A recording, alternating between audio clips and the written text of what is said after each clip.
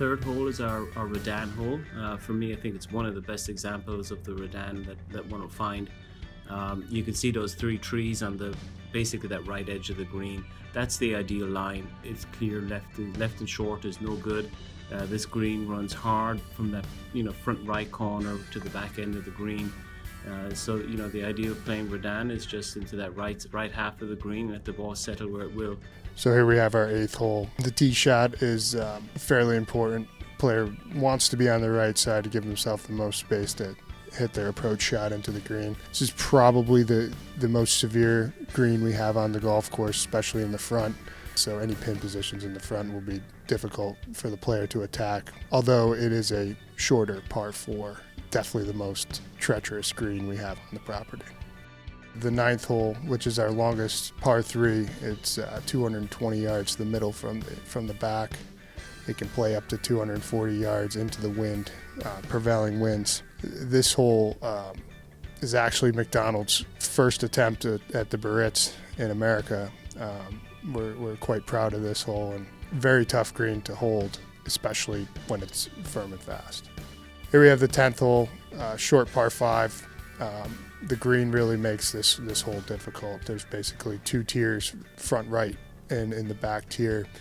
Really the second shot is the most important on this hole, and obviously setting yourself up for a putt.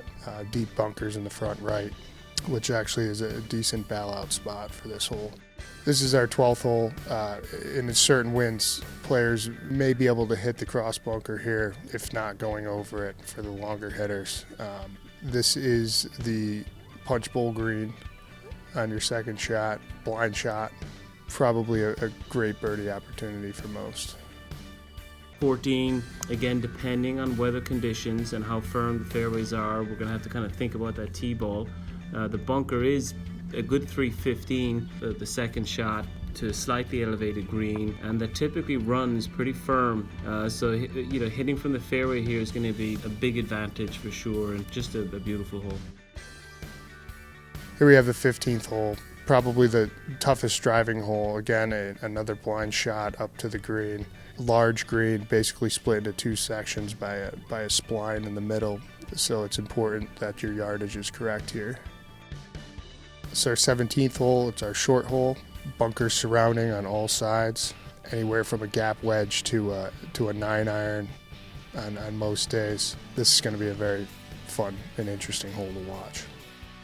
Here we have our 18th hole. Again, this is a short par 5, great birdie eagle opportunity. Typically players are going to land down by the cross bunker, have a nice opportunity in their second shot coming up. Wonderful finishing hole.